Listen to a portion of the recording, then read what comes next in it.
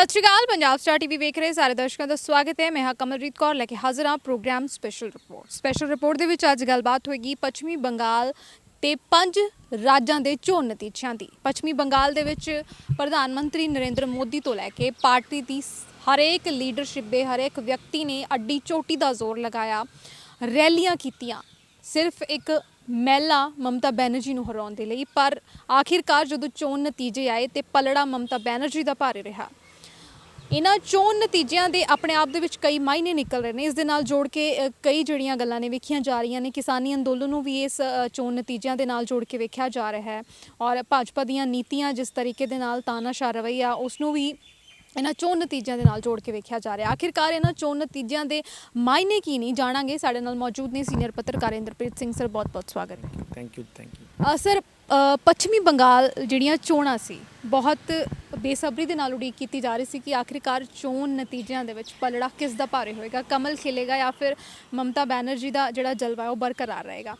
ਮਮਤਾ ਬੈਨਰਜੀ ਹਾਲਾਂਕਿ ਨੰਦੀਗ੍ਰਾਮ ਤੋਂ ਸ਼ੁਭੇਂਦਰੂ ਅਧਿਕਾਰੀ ਤੋਂ ਹਾਰ ਗਏ ਨੇ, ਪਰ 216 ਸੀਟਾਂ ਦੇ ਉੱਤੇ ਤ੍ਰਿਣਮੂਲ ਕਾਂਗਰਸ ਦੀ ਜਿੱਤ ਆਪਣੇ ਆਪ ਦੇ ਵਿੱਚ ਬਹੁਤ ਸਾਰੇ ਮਾਇਨੇ ਰੱਖਦੀ ਹੈ, ਕਿਉਂਕਿ ਇੱਕ ਪਾਸੇ ਇਕੱਲੇ ਮਮਤਾ ਬੈਨਰਜੀ ਚੋਣ ਮੈਦਾਨ 'ਚ ਸੀ ਤੇ ਦੂਜੇ ਪਾਸੇ ਭਾਜਪਾ ਦੀ ਸਮੁੱਚੀ ਲੀਡਰਸ਼ਿਪ ਉਹਨਾਂ ਨੂੰ ਹਰਾਉਣ ਦੇ ਲਈ ਪੂਰੀ ਜਿਹੜੀ ਤਾਕਤ ਹੈ ਝੋਕੀ ਗਈ ਸੀ, ਰੈਲੀਆਂ ਕੀਤੀਆਂ ਗਈਆਂ ਸੀ, ਪਰ ਫਿਰ ਵੀ ਮਮਤਾ ਬੈਨਰਜੀ ਦਾ ਜਿਹੜਾ ਜਾਦੂ ਹੈ ਪੱਛਮੀ ਬੰਗਾਲ 'ਚ ਚੱਲਿਆ।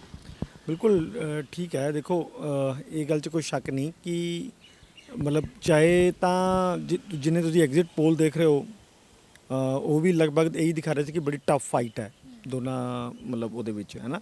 ਔਰ ਜਾਂ ਜਿਹੜੇ ਮੈਂ ਪੱਤਰਕਾਰ ਉੱਥੇ ਗਏ ਸੀ ਉਹਨਾਂ ਨਾਲ ਮੈਂ ਗੱਲ ਵੀ ਕੀਤੀ ਸੀਗੀ, ਜਿੰਨੇ ਕੁ ਵੀ ਬੰਦੇ ਉੱਥੇ ਗਏ ਹੈ ਉਹ ਵੀ ਇਹੀ ਕਹਿ ਰਹੇ ਸੀ ਕਿ ਫਾਈਟ ਬੜੀ ਟਫ ਹੈ। ਮਤਲਬ ਇਹ ਵੀ ਨਾਲ ਕਹਿ ਰਹੇ ਸੀ ਕਿ ਜਿਹੜੀ ਇਹਦੀ ਹੈਗੀ ਹੈ ਮਮਤਾ ਬੈਨਰਜੀ ਦੀ ਸੀਟ ਹੈ ਨੰਦੀਗ੍ਰਾਮ ਤੋਂ ਉਹ ਚੋਣ ਹਾਰ ਸਕਦੇ ਆ, ਇਹ ਸਪਸ਼ਟ ਸੀਗਾ। ਪਰ ਇੰਨਾ ਨਹੀਂ, ਮਤਲਬ ਕਲੋਜ਼ ਫਾਈਟ 'ਚ ਹੀ ਹਾਰਨਗੇ। ਉਹ ਤਾਂ ਲਗਭਗ ਠੀਕ ਹੀ ਹੋਇਆ ਸਭ ਦਾ ਨਾ।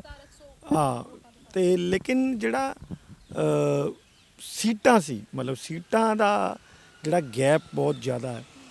216 ਔਰ 87 ਦੇ ਆਸ-ਪਾਸ ਦਾ ਗੈਪ ਜਿਹੜਾ 77 ਦਾ ਗੈਪ ਹੈ ਉਹ ਬਹੁਤ ਜ਼ਿਆਦਾ ਹੈ। ਇਹ ਇੱਕ ਦੋ ਤਿੰਨ ਚੀਜ਼ਾਂ ਦੇ ਅਲੱਗ-ਅਲੱਗ ਇਹਦੇ ਇਸ 'ਚ ਹੈਗੇ ਹੈ। ਦੇਖੋ ਇੱਕ ਤਾਂ ਹੈ ਪਿਛਲੇ ਮਤਲਬ ਤੁਸੀਂ ਐਂ ਕਹ ਲਓ ਕਿ 2-3 ਸਾਲ ਤੋਂ ਲਗਾਤਾਰ ਸ਼ਹਿਰੀ ਔਰ ਪੇਂਡੂ ਦੋਨੋਂ ਹਲਕਿਆਂ ਦੇ ਵਿੱਚ ਜਿਹੜਾ ਮੋਦੀ ਦੇ ਖਿਲਾਫ ਇੱਕ ਮਾਹੌਲ ਬਣਦਾ ਜਾ ਰਿਹਾ ਹੈ। ਠੀਕ ਹੈ ਕਿ ਮੀਡੀਆ ਦੇ ਵਿੱਚ ਉਸ ਤਰ੍ਹਾਂ ਦੀ ਤਸਵੀਰਾਂ ਭਾਵੇਂ ਨਹੀਂ ਪੇਸ਼ ਹੋ ਰਹੀਆਂ, ਲੇਕਿਨ ਤੁਸੀਂ ਅਗਰ ਕਿਸੇ ਨਾਲ ਗੱਲ ਕਰਕੇ ਦੇਖਦੇ ਹੋ ਜਾਂ ਤੁਸੀਂ ਕਿਸੇ ਨੂੰ ਗੱਲ ਬੋਲਦੇ ਹੋ ਕਿ ਯਾਰ ਮੋਦੀ ਸਰਕਾਰ ਤਾਂ ਕੋਈ ਇੱਕਦਮ ਅੱਗ ਬਬੂਲਾ ਜਿਹਾ ਹੋ ਜਾਂਦਾ ਲੋਕ, ਹੈ ਨਾ, ਇਸ ਤਰ੍ਹਾਂ ਦਾ। ਸੋ ਉਹਦਾ ਜਲਵਾ ਉੱਥੇ ਦਿਖਣਾ ਹੀ ਸੀ। 9 ਮਹੀਨਿਆਂ ਤੋਂ ਤਾਂ ਫਾਰਮਰ ਹੀ ਬੈਠੇ ਹੈ, ਮਤਲਬ ਉਹ ਪੂਰਾ ਇੱਕ ਮਾਹੌਲ ਬਣ ਚੁੱਕਿਆ ਹੈ। ਠੀਕ, ਔਰ ਉਹ ਦੂਜੀ ਉੱਥੇ ਜਿਹੜੀ ਗੱਲ ਬਿਹਾਰ 'ਚ ਨਹੀਂ ਹੋਈ ਸੀ ਉੱਥੇ ਹੋਈ, ਉਹ ਹੋਈ ਕਿ ਜਿਹੜੀ ਮੁਸਲਿਮ ਡੋਮੀਨੇਟਡ ਸੀਟਾਂ ਹੈਗੀਆਂ ਨੇ ਜਾਂ ਮੁਸਲਿਮ ਇਹੋ ਜਿਹੀਆਂ ਸੀਟਾਂ ਜਿਸ 'ਚ ਮੁਸਲਿਮ ਜਿੱਤ ਹਾਰ ਦੇ ਵਿੱਚ ਆਪਣੀ ਭੂਮਿਕਾ ਨਿਭਾ ਸਕਦੇ ਆ, ਉਹ ਸੀਟਾਂ ਦੇ ਵਿੱਚ ਮਤਲਬ ਜਿਹੜਾ ਹੈਗਾ ਜਿਹੜੀ ਓਵੈਸੀ ਦੀ ਪਾਰਟੀ ਨੂੰ ਕੋਈ ਬਹੁਤੀ ਕਾਮਯਾਬੀ ਨਹੀਂ ਮਿਲੀ, ਜਾਂ ਐਂ ਕਹਿ ਲਓ ਕਿ ਉਹ ਬਹੁਤ ਜ਼ਿਆਦਾ ਡੈਂਟ ਨਹੀਂ ਪਾ ਸਕੇ ਮੁਸਲਿਮ ਵੋਟ ਬੈਂਕ ਦੇ ਵਿੱਚ। ਮੁਸਲਿਮਸ ਨੇ ਉੱਥੇ ਇੱਦਾਂ ਲੱਗ ਰਿਹਾ ਹੈ ਕਿ ਇਕਜੁੱਟ ਹੋ ਕੇ ਇਹ ਤੈਅ ਕਰਕੇ ਕਿ ਅਸੀਂ ਭਾਜਪਾ ਨੂੰ ਹਰਾਣਾ ਹੀ ਹਰਾਣਾ ਹੈ, ਵੋਟ ਜਿਹੜੀ ਹੈ ਮਮਤਾ ਬੈਨਰਜੀ ਨੂੰ ਪਾਈ ਹੈ। ਇਸ ਚੀਜ਼ ਨੂੰ ਬਹੁਤੇ ਪੱਤਰਕਾਰ ਜਾਂ ਜਿਹੜੇ ਐਨਾਲਿਸਿਸਟ ਹੈਗੇ ਉਹ ਸਮਝ ਨਹੀਂ ਪਾਏ ਉੱਥੇ ਜਦੋਂ ਉਹ ਜਾਂਦੇ ਸੀ ਉੱਥੇ। ਮਤਲਬ ਕਿਉਂਕਿ ਦੇਖੋ ਉਦੋਂ ਵਾਕਈ ਹਰ ਬੰਦਾ ਤਾਂ ਦੱਸਦਾ ਨਹੀਂ ਹੈ ਕਿ ਮੈਂ ਕਿੱਧਰ ਜਾਊਂਗਾ, ਹੈ ਨਾ, ਲੇਕਿਨ ਇੱਕ ਅੰਦਾਜ਼ਾ ਜਿਹਾ ਹੀ ਲਗਾਉਣਾ ਹੁੰਦਾ ਹੈ ਕਿ ਕੌਣ ਕਿੱਧਰ ਨੂੰ ਜਾ ਰਿਹਾ ਹੈ। ਤਾਂ ਉਸ ਤੋਂ ਮਤਲਬ ਇੱਦਾਂ ਲੱਗ ਰਿਹਾ ਸੀ ਕਿ ਹਰ ਬੰਦਾ ਕਹਿੰਦਾ ਸੀ ਬੜੀ ਫਾਈਟ ਬੜੀ ਹੈ, ਬਹੁਤ ਟਫ ਫਾਈਟ ਹੈ ਨਾ। ਲੇਕਿਨ ਜਦੋਂ ਤੁਸੀਂ ਮਤਲਬ ਉਸ ਤਰ੍ਹਾਂ ਗੱਲ ਕਰਦੇ ਹੋ ਕਿ ਓਵਰਆਲ ਮਾਹੌਲ ਨੂੰ ਲੈ ਕੇ ਜੇ ਅੰਦਰੋਂ ਅੰਦਰੀ ਕੀ ਚੀਜ਼ਾਂ ਪਨਪ ਰਹੀਆਂ ਨੇ, ਉਸ ਤਰ੍ਹਾਂ ਗੱਲ ਕਰਦੇ ਹੋ ਤਾਂ ਲੱਗਦਾ ਸੀ ਕਿ ਨਹੀਂ ਇਸ ਵਾਰੀ ਸੱਤਾ ਹੱਥ 'ਚ ਜਾਏਗੀ। ਦੇਖੋ ਇੱਕ ਚੀਜ਼ ਸਾਨੂੰ ਸਮਝ ਲੈਣੀ ਚਾਹੀਦੀ ਕਿ ਬੰਗਾਲ ਦੇ ਜਿਹੜੇ ਲੋਕ ਹੈ ਉਹ ਬਹੁਤ ਮਤਲਬ ਅਲੱਗ ਕਿਸਮ ਦੇ ਲੋਕ ਹੈ। ਜਿਸ ਤਰ੍ਹਾਂ ਪੰਜਾਬੀ ਨੇ, ਬੰਗਾਲ ਵਾਲੇ ਵੀ ਈਨ ਨਹੀਂ ਮੰਨਦੇ ਜਲਦੀ ਜਲਦੀ, ਉਹਨਾਂ ਦਾ ਵੀ ਸੈਂਟਰ ਨਾਲ ਪੇਚਾ ਜਾਂ ਪਿਆ ਹੀ ਰਹਿੰਦਾ। ਅਤੇ ਇਹ ਸੇਮ ਹੀ ਮਤਲਬ ਪੰਜਾਬੀਆਂ ਦਾ ਹੀ ਹਾਲ ਹੈ, ਉਹ ਸੇਮ ਹੀ ਹੈ। ਉਹਨਾਂ ਦੀ ਜਿਹੜੀ ਮਾਨਸਿਕਤਾ ਇੱਕੋ ਜਿਹੀ ਹੈ ਬੰਗਾਲੀਆਂ ਅਤੇ ਪੰਜਾਬੀਆਂ ਦੀ, ਬਹੁਤੀ ਫਰਕ ਨਹੀਂ ਹੈ ਉਹਨਾਂ ਦੇ ਵਿੱਚ। ਔਰ ਇੱਕ ਮਮਤਾ ਬੈਨਰਜੀ ਨੇ ਬਹੁਤ ਜ਼ਿਆਦਾ ਕਹਿੰਦੇ ਹੈ ਕਿ ਜਿਵੇਂ ਬੰਗਾਲੀ ਅਸਮਿਤਾ ਦਾਉ 'ਤੇ ਲਗਾਤੀ ਹੈ ਨਾ, ਉਹ ਹਰ ਜਗ੍ਹਾ 'ਤੇ ਹੀ ਕਹਿੰਦੇ ਸੀ ਵੀ ਬੰਗਾਲੀਆਂ ਨੂੰ ਦੇ ਉੱਤੇ ਹੁਣ ਕੀ ਬਾਹਰ ਦੇ ਬੰਦੇ ਰਾਜ ਕਰਨਗੇ। ਆਲਦੋ ਕਿ ਉਹ ਵੀ ਸਾਰੇ ਬੰਗਾਲੀ ਸੀ ਜਿਹੜੇ ਉੱਥੇ ਲੜ ਰਹੇ ਸੀ, ਪਰ ਉਹਨਾਂ ਕੋਲੇ ਮਮਤਾ ਬੈਨਰਜੀ ਦੇ ਸਾਹਮਣੇ ਦਾ ਕੋਈ ਚਿਹਰਾ ਨਹੀਂ ਸੀ ਜਿਹੜਾ ਉਨਾ ਹੀ ਕੱਦ ਕਾਠ ਦਾ ਵੱਡਾ ਹੋਵੇ। ਇਹ ਠੀਕ ਉਸੇ ਤਰ੍ਹਾਂ ਦੀ ਲੜਾਈ ਬਣ ਗਈ ਜਿਸ ਤਰ੍ਹਾਂ 2019 'ਚ ਰਾਹੁਲ ਗਾਂਧੀ ਵਰਸਸ ਮੋਦੀ ਦੀ ਬਣੀ। ਤਾਂ ਰਾਹੁਲ ਗਾਂਧੀ ਮੋਦੀ ਦੇ ਮੁਕਾਬਲੇ 'ਚ ਨਹੀਂ ਖੜਦੇ ਹੈ ਨਾ। ਤਾਂ ਜਦੋਂ 1 to 1 ਹੋ ਜਾਂਦੀ ਹੈ, ਜਦੋਂ ਪ੍ਰੈਸਟੀਜ ਦੀ ਪਰਸਨੈਲਿਟੀਜ਼ ਦੀ ਲੜਾਈ ਹੋ ਜਾਂਦੀ ਹੈ, ਤਾਂ ਫਿਰ ਉਦੋਂ ਜਿਹੜੀ ਪਰਸਨੈਲਿਟੀ ਲੋਕਾਂ 'ਚ ਵੱਡੇ ਕੱਦ ਦੀ ਹੁੰਦੀ ਹੈ ਉਹਨੂੰ ਫਾਇਦਾ ਹੋ ਹੀ ਜਾਂਦਾ ਉੱਥੇ। ਬਿਲਕੁਲ ਤੁਸੀਂ ਠੀਕ ਕਿਹਾ ਕਿ ਉੱਥੇ ਬਹੁਤ ਜ਼ਿਆਦਾ ਮਤਲਬ ਭਾਜਪਾ ਨੇ ਆਪਣੀ ਪੂਰੀ ਤਾਕਤ ਝੋਕੀ ਹੋਈ ਹੈ। ਔਰ ਦੇਖੋ ਕਿ ਉਹਨਾਂ ਦੇ ਕਿੰਨੇ ਮਤਲਬ CM ਉੱਥੇ ਬੈਠੇ ਹੋਏ ਸੀ, ਸੈਂਟਰ ਦੇ ਮਿਨਿਸਟਰ ਉੱਥੇ ਬੈਠੇ ਹੋਏ ਸੀ, ਅਮਿਤ ਸ਼ਾਹ ਦੀਆਂ ਲਗਾਤਾਰ ਮੀਟਿੰਗਾਂ ਉੱਥੇ ਹੋ ਰਹੀਆਂ ਸੀ, ਰੈਲੀਆਂ ਹੋ ਰਹੀ ਸੀ। ਔਰ ਉਹ ਪਿਛਲੇ 6-8 ਮਹੀਨੇ ਤੋਂ ਲੱਗੇ ਹੋਏ ਨੇ, ਕੋਈ ਅੱਜ ਦੇ ਨਹੀਂ ਸੀ ਲੱਗੇ ਹੋਏ, 6-8 ਮਹੀਨੇ ਤੋਂ ਲੱਗੇ ਹੋਏ ਆ।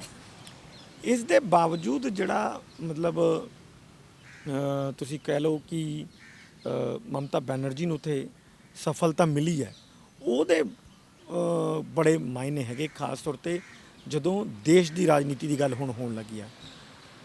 ਫਸਟ ਟਾਈਮ ਹੈ ਕਿ ਜਦੋਂ ਕੋਈ ਇੱਕ ਇਹੋ ਜਿਹਾ ਬੰਦਾ ਕਹਿ ਲਓ ਕਿ ਨੈਸ਼ਨਲ ਸੀਨ ਦੇ ਵਿੱਚ ਆਇਆ ਹੈ ਜਿਹਨੂੰ ਮੋਦੀ ਦੇ ਟੱਕਰੇ ਦਾ ਕਿਹਾ ਜਾ ਰਿਹਾ। ਹਜੇ ਤੁਸੀਂ ਦੇਖ ਲਓ ਵੀ ਹਜੇ ਤੱਕ ਤਾਂ ਕੋਈ ਇੱਦਾਂ ਦਾ ਨੇਤਾ ਉੱਭਰ ਨਹੀਂ ਸੀ ਰਿਹਾ। ਮੈਂ ਸ਼ਾਇਦ ਤੁਹਾਨੂੰ ਪਹਿਲਾਂ ਵੀ ਤੁਹਾਡੇ ਚੈਨਲ ਦੇ ਉੱਤੇ ਹੀ ਮੈਂ ਇੱਕ ਵਾਰੀ ਕਿਹਾ ਸੀਗਾ ਕਿ ਜਦੋਂ ਲੜਾਈਆਂ ਛਿੜਦੀਆਂ ਨੇ ਉਦੋਂ ਕਿਹਦੇ ਖਿਲਾਫ ਲੜਾਈ ਹੈ ਇਹ ਲੜਨੀ ਜ਼ਰੂਰੀ ਹੁੰਦੀ ਹੈ। ਨੇਤਾਵਾਂ 'ਚ ਕੌਣ ਹੋਏਗਾ ਇਹ ਮਾਇਨੇ ਨਹੀਂ ਰੱਖਦੇ, ਨੇਤਾ ਤਾਂ ਇਮਰਜ ਹੋ ਜਾਂਦੇ ਆ।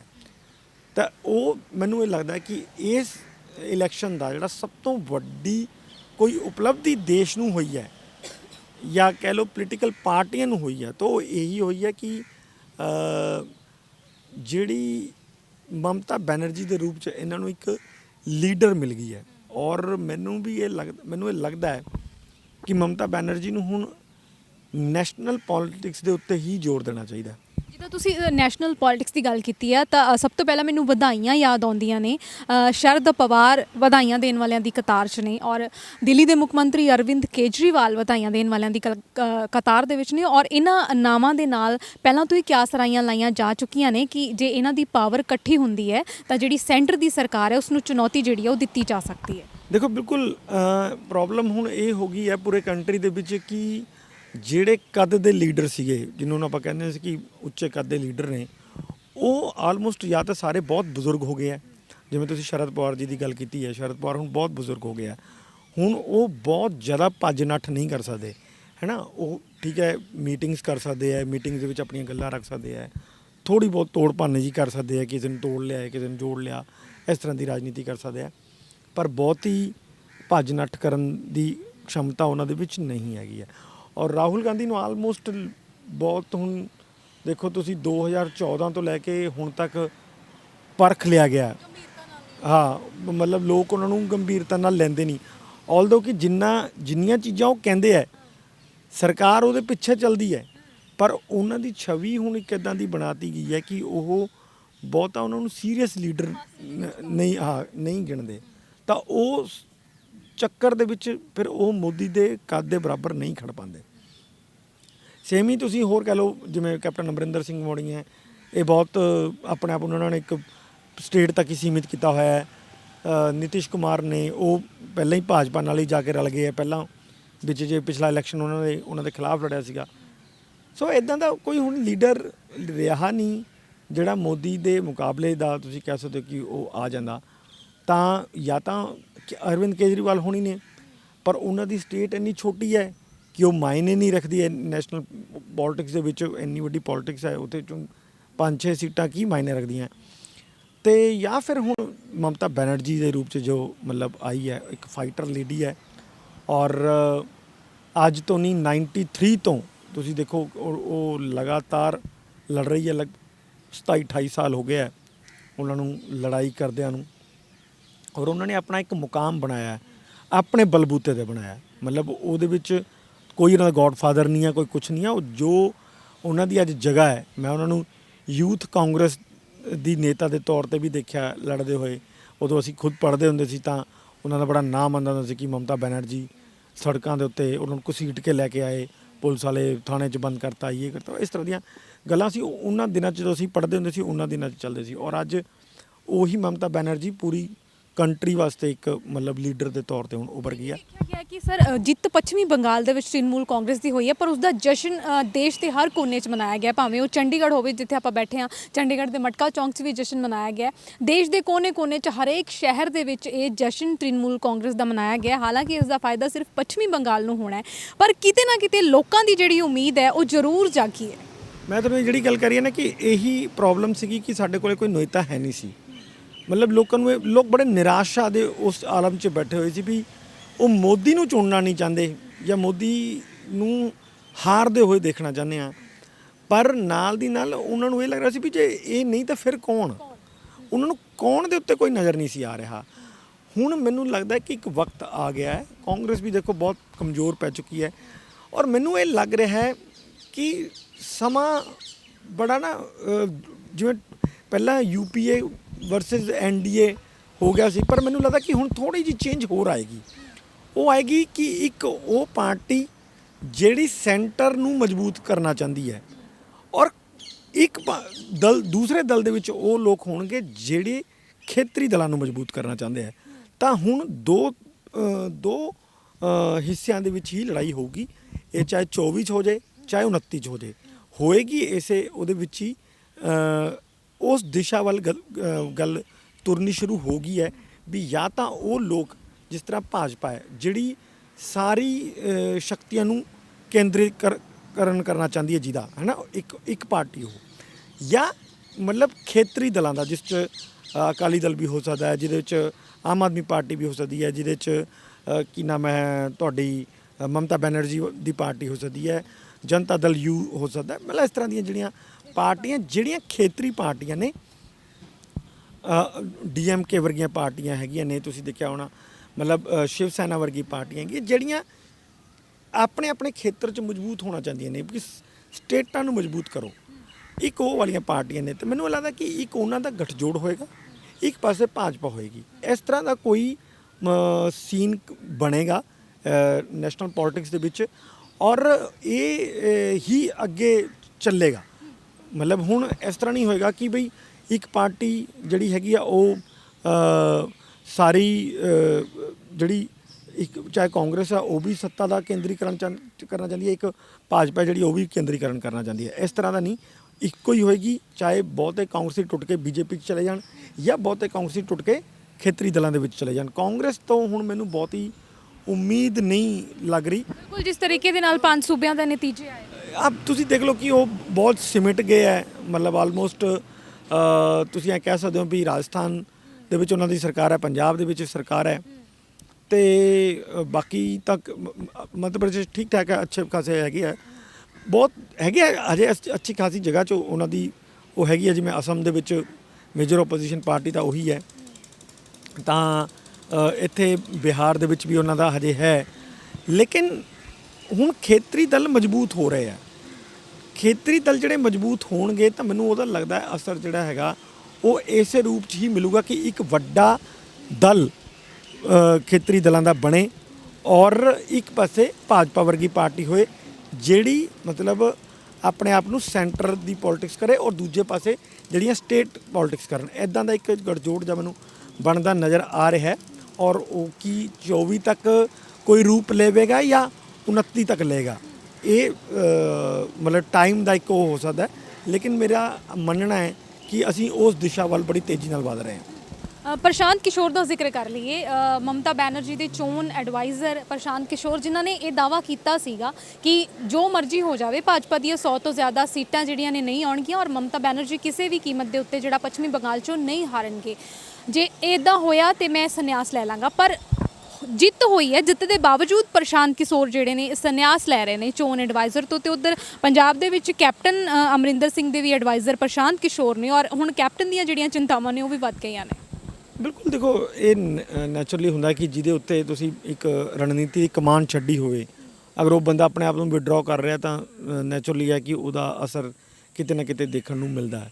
ਪਰ ਮੈਂ ਇਹ ਵੀ ਕਹੂੰਗਾ ਕਿ ਦੇਖੋ ਜਿਹੜੀ ਲੜਾਈ ਹੁੰਦੀ ਹੈ ਉਹ ਪੋਲੀਟੀਕਲ ਪਾਰਟੀਆਂ ਨੇ ਲੜਨੀ ਹੁੰਦੀ ਹੈ, ਨੇਤਾ ਲੜਦੇ ਹੈ। ਉਹਦੇ ਵਿੱਚ ਇਹ ਨਹੀਂ ਹੈ ਕਿ ਮਤਲਬ ਤੁਸੀਂ ਜੇ ਸਾਡੇ ਕੋਲੇ ਪ੍ਰਸ਼ਾਂਤ ਕਿਸ਼ੋਰ ਨਹੀਂ ਹੈ ਤਾਂ ਕਾਂਗਰਸ ਵੱਲੋਂ ਲੜਾਈ ਨਹੀਂ ਲੜ ਸਕਦੀ। ਪੰਜਾਬ ਦੇ ਵਿੱਚ ਸੱਤਾਧਾਰੀ ਪਾਰਟੀ 80 ਸੀਟਾਂ ਲੈ ਕੇ ਬੈਠੀ ਹੈ, ਤਾਂ ਮੈਨੂੰ ਲੱਗਦਾ ਕਿ ਉਹਨਾਂ ਨੂੰ ਆਪਣੇ ਜਿਹੜੇ MLAs ਹੈਗੇ ਆ ਉਹਨਾਂ ਦੇ ਉੱਤੇ ਫੋਕਸ ਜ਼ਿਆਦਾ ਕਰਨਾ ਚਾਹੀਦਾ ਕਿ ਉਹਨਾਂ ਦੀ ਪਰਫਾਰਮੈਂਸ ਕਿੱਦਾਂ ਦੀ ਰਹੀ ਹੈ, ਕਿ ਉੱਥੇ ਸੀਟਾਂ ਬਦਲਣੀਆਂ ਨੇ ਨਹੀਂ ਬਦਲਣੀਆਂ, ਕੋਈ ਨਵੇਂ ਚਿਹਰੇ ਲੈ ਕੇ ਆਉਣੇ ਨਹੀਂ ਲੈ ਕੇ ਆਉਣੇ, ਇਸ ਦੇ ਉੱਤੇ ਜ਼ਿਆਦਾ ਉਹ ਫੋਕਸ ਕਰਨਾ ਚਾਹੀਦਾ।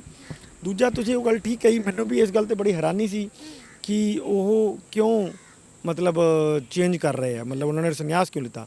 ਮਤਲਬ ਜੋ ਉਹਨਾਂ ਨੇ ਕਿਹਾ ਉਹ ਸਹੀ ਸਾਬਿਤ ਹੋ ਗਿਆ ਔਰ ਬੜੀ ਪ੍ਰਚੰਡ ਜਿੱਤ ਵੀ ਮਿਲੀ ਹੈ, ਤਾਂ ਫਿਰ ਉਹ ਆਪਣੇ ਆਪ ਨੂੰ ਵਿਡਰਾਅ ਕਿਉਂ ਕਰ ਰਹੇ ਆ। ਇਹ ਸਾਰਿਆਂ ਲਈ ਹੈਰਾਨੀ ਵਾਲੀ ਗੱਲ ਹੈ। ਕਿਤੇ ਨਾ ਕਿਤੇ ਇੱਦਾਂ ਦਾ ਵੀ ਲੱਗਦਾ ਕਿ ਸ਼ਾਇਦ ਉਹ ਖੁਦ ਕੀ ਹੁਣ ਉਹ ਪੋਲੀਟਿਕਸ ਦੇ ਵਿੱਚ ਆਉਣਾ ਚਾਹੁੰਦੇ ਹੈ, ਕਿ ਉਹ ਕਿਸੇ ਪੋਲੀਟੀਕਲ ਪਾਰਟੀ ਬਣਾ ਕੇ ਪੋਲੀਟਿਕਸ ਆਉਣਾ ਚਾਹੁੰਦੇ ਹੈ, ਜਾਂ ਆਲਰੇਡੀ ਜਿਹੜੀਆਂ ਸਜੀਆਂ ਹੋਈਆਂ ਸਟੇਜਾਂ ਨੇ ਕਾਂਗਰਸ ਹੈ ਜਾਂ ਕੋਈ ਹੋਰ ਪਾਰਟੀਆਂ ਨੇ ਉਹਨਾਂ ਦੇ ਵਿੱਚ ਜਾ ਕੇ ਆਪਣੇ ਆਪ ਨੂੰ ਸਟੈਬਲਿਸ਼ ਕਰਨਾ ਚਾਹੁੰਦੇ ਆ। ਸੋ ਇੱਦਾਂ ਦਾ ਵੀ ਇੱਕ ਚਰਚਾ ਚੱਲ ਰਹੀ ਹੈ। ਹੁਣ ਹਜੇ ਤਾਂ ਉਹ ਚਰਚਾ ਸਿਰਫ ਜ਼ੁਬਾਨੀ ਕਲਾਮੀ ਹੀ ਹੈ, ਉਹਦੇ ਵਿੱਚ ਕੋਈ ਜ਼ਿਆਦਾ ਮਤਲਬ ਸਾਹਮਣੇ ਕੋਈ ਗੱਲ ਕੰਕਰੀਟ ਤਾਂ ਆਈ ਨਹੀਂ ਹੈ।